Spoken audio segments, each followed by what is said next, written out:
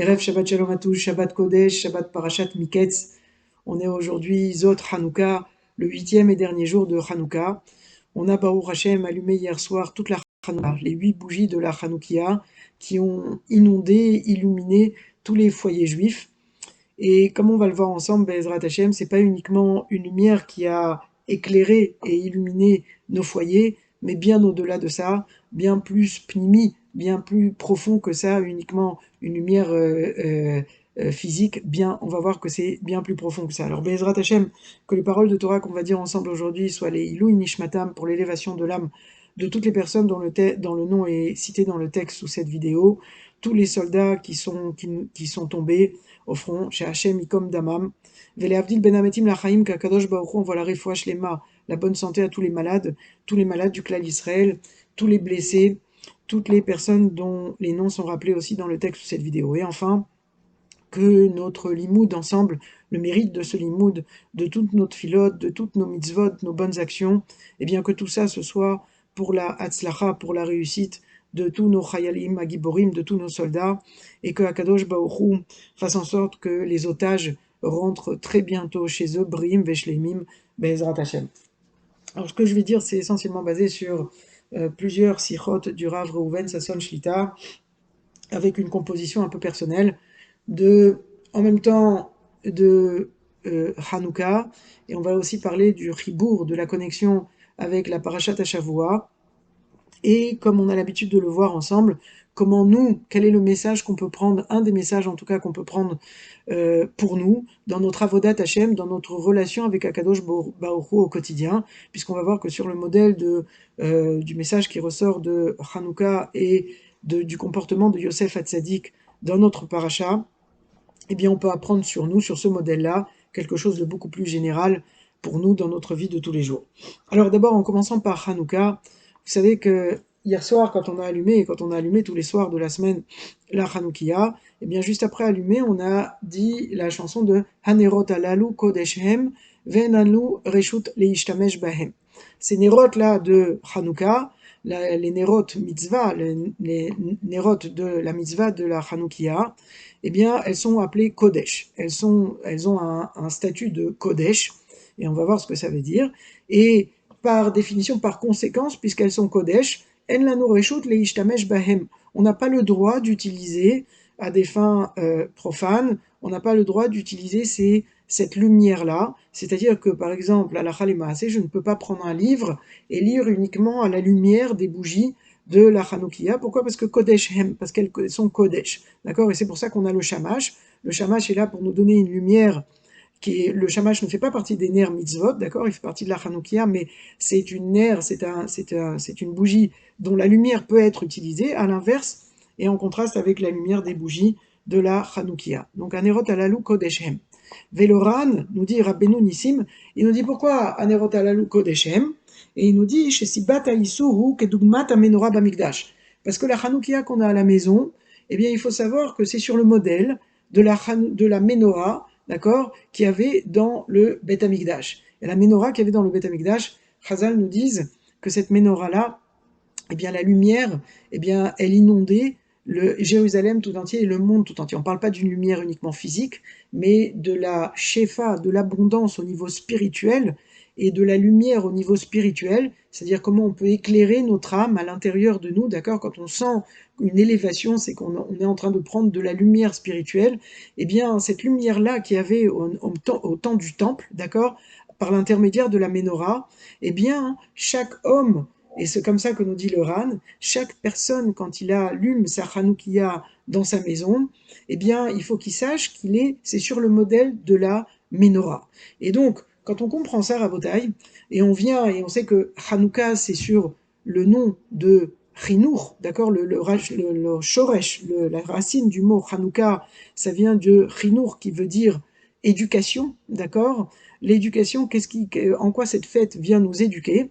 On va voir que cette fête, elle vient nous éduquer en fait sur toutes les mitzvot.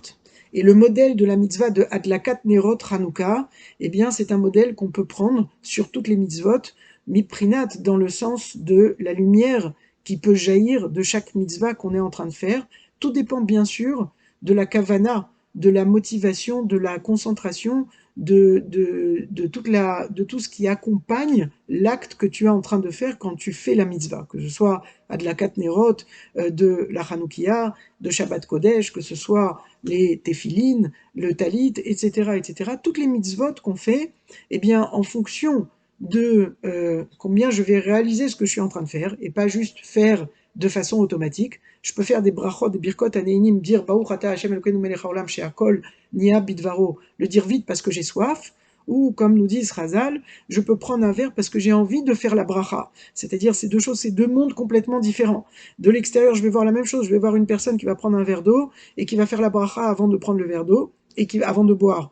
Mais à l'intérieur de chacune de ces personnes, ces deux personnes peuvent, après la bracha, être à des niveaux complètement différents. Ça dépend de la kavana qu'ils ont mis là-dedans. Alors je reviens aux bougies de Hanouka parce que au niveau des bougies de Hanouka, c'est le modèle même de justement la lumière qui peut jaillir d'une mitzvah qu'on est en train de faire.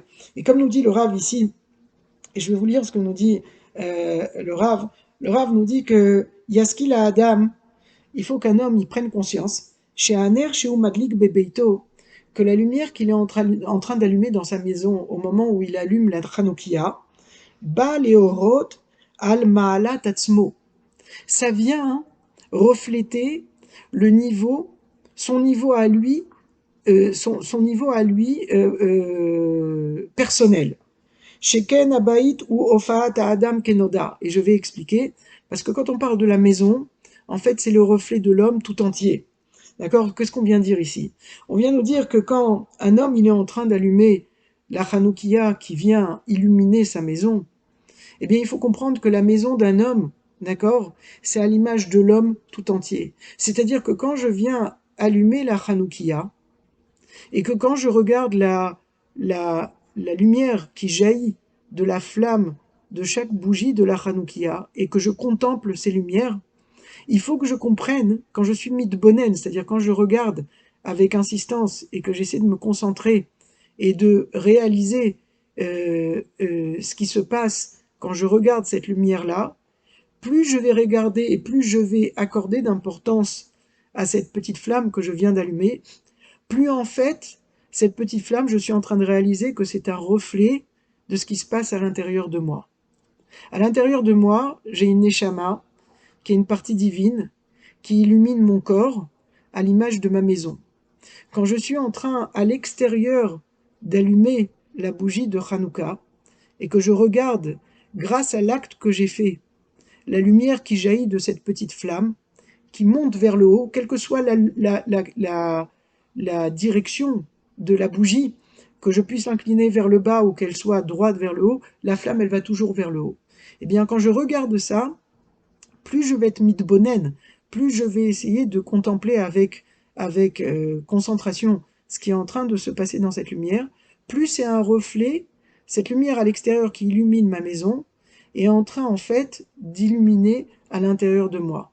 Et plus je vais accorder d'importance à cela, à l'acte que je viens de faire, plus je suis en train d'illuminer à l'intérieur de moi et de faire rayonner, de faire jaillir une lumière qui vient de l'intérieur grâce à l'acte que j'ai fait à l'extérieur. C'est quelque chose d'extraordinaire à Botaï. Et c'est sur ça que le Rav nous dit Uba aner leorot le adam et ayachas anachon le atzmiuto. Cette lumière-là, elle vient enseigner à l'homme et lui donner une leçon sur le rapport, le véritable rapport qu'il doit avoir avec l'importance qu'il accorde à sa personne et à ce qu'il contient à l'intérieur de lui, c'est-à-dire à la neshama. Tu peux allumer, pardon, tu peux allumer les bougies de la menorah comme un tekes, comme une cérémonie.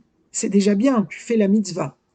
Plus tu vas comprendre ce que tu es en train de faire, et Chazal nous dit qu'il faut rester une demi-heure devant les bougies de la menorah et qu'un homme, en étant mitbonen, en regardant bien les flammes des bougies de la Hanoukia, eh bien, il va pouvoir, au fur et à mesure qu'il regarde, pas d'un seul regard comme ça superficiel, mais plus je vais regarder, plus je vais passer de temps, plus je suis en train de faire tomber les couches superficielles qui me permettent, à travers cette bougie-là, de voir la bougie que j'ai à l'intérieur de moi, de voir la lumière qui est à l'intérieur de moi. Et plus je regarde et plus je suis mitbonen, plus je suis en train de faire jaillir la lumière qui est à l'intérieur de moi, et moi-même de comprendre et de prendre notion de conscience, pardon, de l'importance de la lumière qui est à l'intérieur de moi, dont je n'avais même pas conscience avant de passer ce temps qu'il faut passer. Mais il faut passer du temps. C'est-à-dire que si je fais cette mitzvah de façon rapide, eh bien, je vais la faire de façon mécanique. C'est déjà bien, comme j'ai dit, mais je vais passer à côté d'un autre niveau auquel je pourrais arriver si jamais je m'applique quand je fais la mitzvah et si jamais je suis mitbonen, je prends le temps. Et Rabotai, là, j'ai dit que c'est la halakha et qu'il faut rester 30 minutes sans travailler, sans faire autre chose que d'être devant la Hanoukia pour pouvoir profiter de cette lumière-là. Quand on dit profiter de cette lumière-là, on ne parle pas de lumière physique, comme je viens de l'expliquer, on parle de lumière spirituelle. Cette lumière spirituelle qui éclaire à l'extérieur, plus je vais regarder et la contempler, plus elle va permettre de m'éclairer à l'intérieur de moi. Et ça, Rabotai, c'est pas uniquement, comme je l'ai dit, pour les bougies de la Hanoukia. C'est comme Hanouka sur la chaîne Chinour, ça vient nous enseigner un modèle pour tous les mitzvot.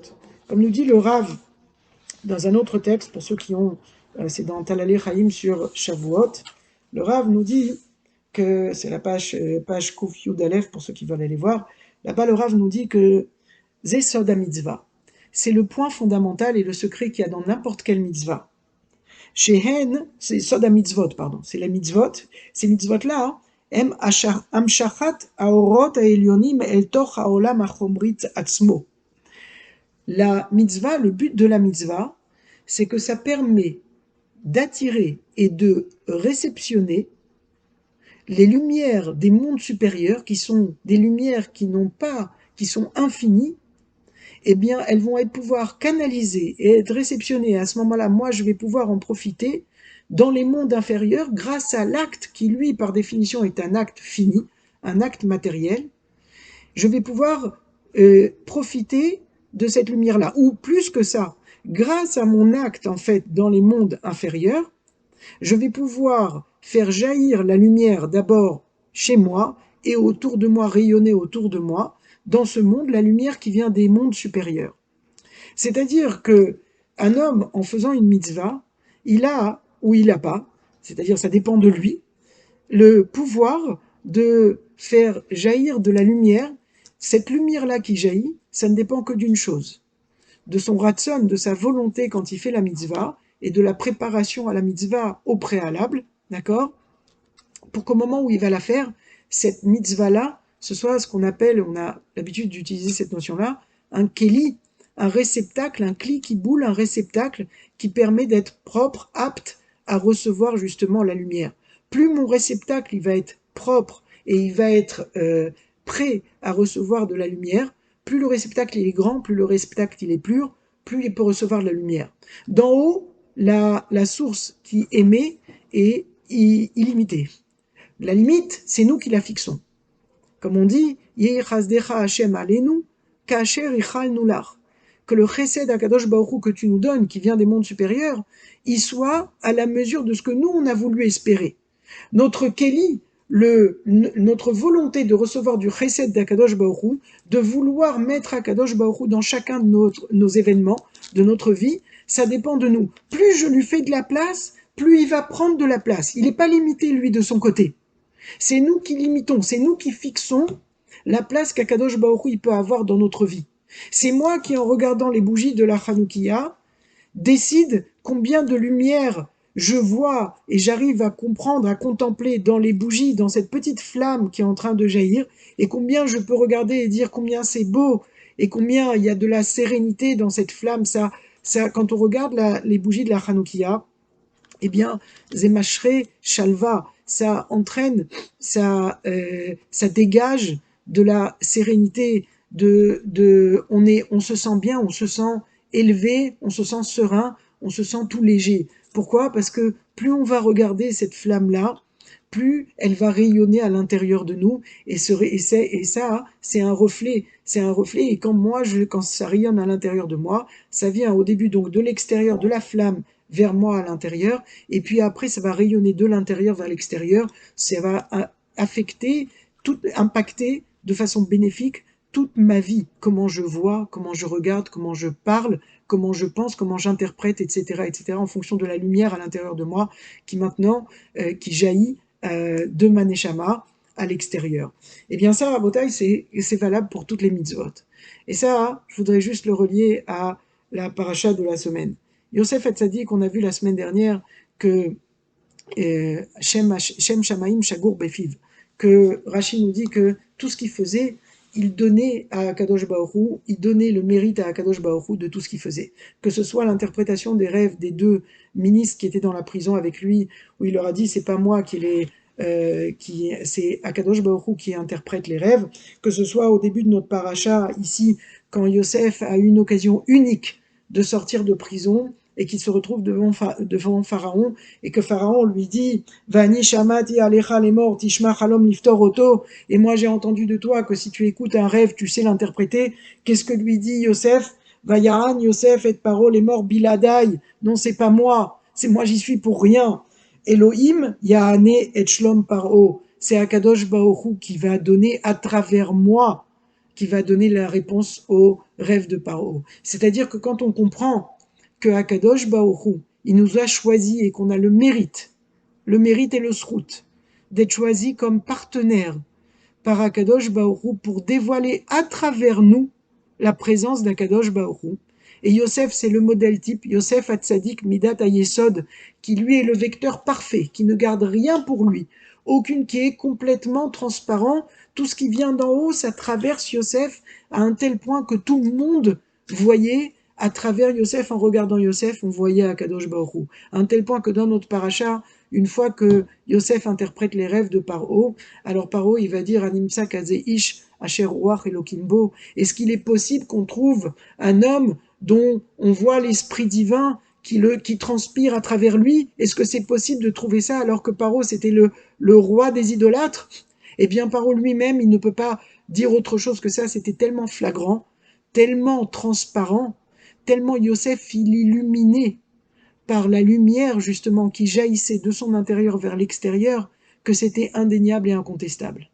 Rabotaï, c'est exactement cette même lumière-là, et on voit que cette lumière-là, c'est la lumière qui permet à Yosef, quand il voit ses frères, qui l'ont jeté dans le puits, qui malgré que quand ils criaient dans le puits, ils étaient à côté en train de rigoler et de manger, et qui a vécu tout ce qu'il a vécu pendant toutes ces années où il a été esclave, en prison, etc., etc. Yosef, maintenant, il va sortir de prison, il se retrouve vice-roi d'Égypte. Il se retrouve face à ses frères. Au lieu de venir se venger, il vient dérouler le plan divin. Il vient dérouler le plan divin, et s'il est dur avec ses frères au début, c'est uniquement pour dérouler, pour faire en sorte que ses rêves se matérialisent. Yosef, à aucun moment, il voit en lui le mémad, la dimension humaine de Yosef qui devrait se venger par rapport à ses frères. Il n'a pas du tout ça comme sentiment. Parce que Yosef a tzaddik, yesod olam. Le tzaddik, il comprend que c'est un vecteur, un partenaire d'Akadosh Baruch Hu. Akadosh Baruch Hu, il l'a choisi pour venir sur terre dévoiler quelque chose. À l'instar de Yosef, Akadosh Baruch Hu, il nous a mis sur terre tous avec une neshama pour dévoiler chacun quelque chose, une lumière particulière. Pour pouvoir la dévoiler aux autres, il faut pouvoir en être déjà conscient nous-mêmes. C'est-à-dire qu'il faut pouvoir être sensible à ce que notre neshama nous dit, à écouter notre neshama pour pouvoir justement voir les choses de façon différente, interpréter les choses de façon différente. Et ça, Rabotai, la lumière de Hanouka maintenant, elle est tellement importante. Ces dernières heures, il faut savoir que Zot Hanouka, c'est un jour de Ségoula, un jour qui est un jour très propice à toutes les bakashot. C'est aujourd'hui qu'il faut faire beaucoup de prières, beaucoup de bakashot à Akadosh Baruch Hu, pour que tout l'âme Israël y soit uni dans cette période très difficile qu'on est en train de vivre, pour que tous nos soldats y soient protégés, qu'ils amènent Bezrat Hashem le Nitzachon, la victoire, très très bientôt, que tout le mal soit éradiqué de ce monde, pour qu'il y ait plus de bon dans ce monde, que la lumière elle puisse jaillir à travers justement tous nos Chayalim Agiborim qui sont là sur le terrain et qui sont en train de faire jaillir cette lumière à travers les actes, les nissim qu'on entend, et qu'Akadosh Baruch Hu, il fasse en sorte qu'il nous amène la Géoula très très rapidement. Ça, Rabotai, c'est les prières qu'on doit faire aujourd'hui. C'est ce qu'on voit à travers Yosef, c'est ce qu'on a pris de la Hanoukia pendant ces 8 jours-là, y compris aujourd'hui qui est Zot Hanouka. Sachez que chaque mitzvah qu'on fait, quand on l'a fait, en fonction de nous et en fonction du temps qu'on passe et de l'attention qu'on passe, c'est pas quantitatif, c'est qualitatif, eh bien la lumière qui va jaillir de chaque mitzvah à l'intérieur de nous, puis à l'extérieur de nous, grâce à nous, à travers nous, eh bien elle dépend que de nous. Alors voilà, Bezrat Hashem, que on arrive à passer, que les lumières de la Hanouka, de la Hanoukia, eh bien elles viennent dans le Hemcher, elles viennent suivre avec les lumières de Shabbat Kodesh. Je vous souhaite un excellent Shabbat à tous, Shabbat Shalom, Baruch Adonai Leolam, Amen ve Amen.